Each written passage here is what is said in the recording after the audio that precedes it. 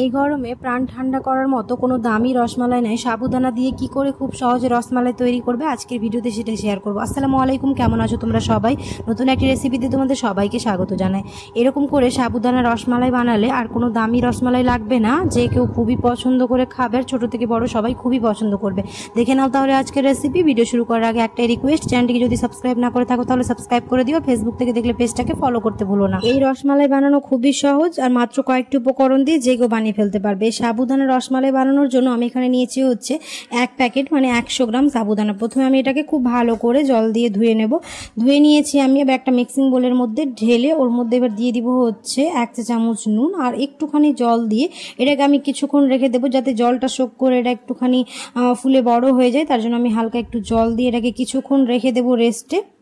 মাত্র 100 গ্রাম সাবুদানা দিয়ে আমরা অনেকগুলোই রসমালাই বানিয়ে ফেলতে পারবো। তোমরা যদি এর থেকেও বেশি করো তাহলে কম বেশি করে নিতে পারো।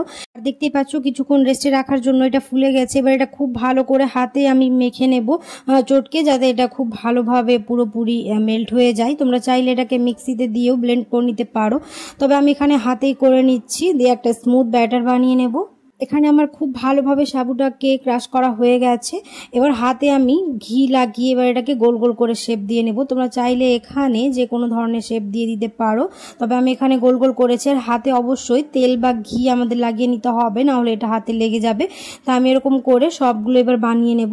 এই রসমালাই বানাতে খুবই বেশি যে সময় লাগবে সেরকমটা নয়, খুবই অল্প সময়ের মধ্যে আমরা এই রসমালাই বানিয়ে ফেলতে পারবো। তো আমার এখানে সবগুলো বানানো হয়ে গেছে। অপরদিকে আমি এখানে দুধটাকে জাল দিতে বসিয়ে দিয়েছি। আমি যেহেতু আগে থেকে জাল করে রাখা ঘন দুধ নিয়েছি, তাই এটাকে আমার বেশি যখন জাল করতে হবে না। এটা একটুখানি গরম হয়ে আসলে এবার ওর মধ্যে এক এক করে সাবুদানাগুলো দিয়ে দেব।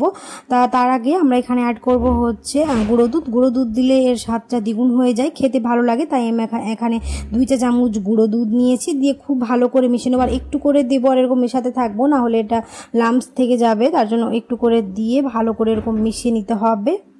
3 থেকে 4 মিনিট এরকম করে ফুটিয়ে নিলে আমাদের এটা একদম রেডি হয়ে যাবে। তখন ওর মধ্যে এবার অ্যাড করে দেবো হচ্ছে সাবুদানাগুলো। আর দেখতেই পাচ্ছ আমাদের দুধটা ঘন হয়ে এসছে। তো এরকম নিচে থেকে একটুখানি নিয়ে দেবো, না হলে এটা কড়াই লেগে যাবে।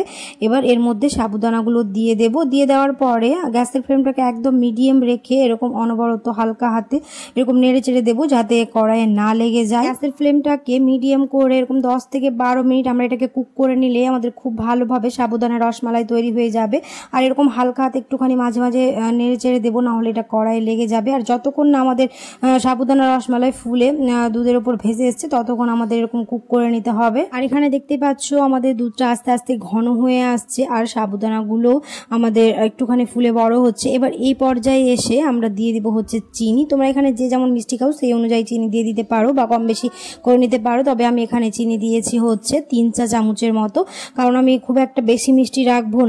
তাই আমি এটাকে খুব ভালো করে চিনিগুলো দেওয়ার পর এরকম মিশিয়ে নেব। আর যতক্ষণ না আমাদের এরকম ফুলে উপরে দুধের উপরে ভেসে এসছে ততক্ষণ আমাদের এরকম কুক করে নিতে হবে। আর দেখতে পাচ্ছ কি সুন্দরভাবে আমাদের এটা ফুলে এসছে, মানে আমাদের রসমালাই কিন্তু রেডি হয়ে গেছে। এবার গ্যাসটা বন্ধ করে দেবো। গ্যাস বন্ধ করে দেওয়ার পরে দিয়ে দিলাম হচ্ছে 1/2 চা চামচ এলাচ গুঁড়ো ফ্লেভার আনার জন্য, আর 1 চা চামচ গোলাপ জল দিয়ে আবার খুব ভালো করে মিশিয়ে নেবো। আর যে এরকম রসমালাই ঠান্ডা ঠান্ডা খেতে বেশি ভালো লাগবে, তাই আমি এটাকে রুম টেম্পারেচারে আগে ঠান্ডা করে নেব। তারপরে ফ্রিজে নর্মাল টেম্পারেচারে কিছুক্ষণ রেখে দেবো, প্রায় 2 থেকে 3 ঘন্টার পর। তারপর এটাকে ঠান্ডা ঠান্ডা পরিবেশন করবো, তাহলে ছোট থেকে বড় সবাই খুবই পছন্দ করবে। আর আমি এটাকে প্রায় 3 থেকে 4 ঘন্টা ফ্রিজে রেখেছিলাম। এবার আমি এটা পরিবেশন করছি। আর দেখতেই পাচ্ছ কতটা লোভনীয় লাগছে। এরকম করে বানালে প্রশংসায় পঞ্চমুক্ত হবে, সাথে সবাই রেসিপি জানতে চাইবে যে কি করে বানিয়েছি। আশা করছি আমার আজকের রেসিপি বুঝতে তোমাদের কোনো অসুবিধা হয় না। আজকের রেসিপি তোমাদের ভালো লেগেছে। যদি ভালো লেগে থাকে তাহলে অবশ্যই একটা লাইক করে দিও, আর কমেন্টে জানাতে ভুলো না কেমন হয়েছে। দেখা হবে খুব শীঘ্রই পরে একটা নতুন রেসিপিতে। সবাই খুব ভালো থাকবে, সুস্থ থাকবে, সাবধানে থাকবে। আল্লাহ।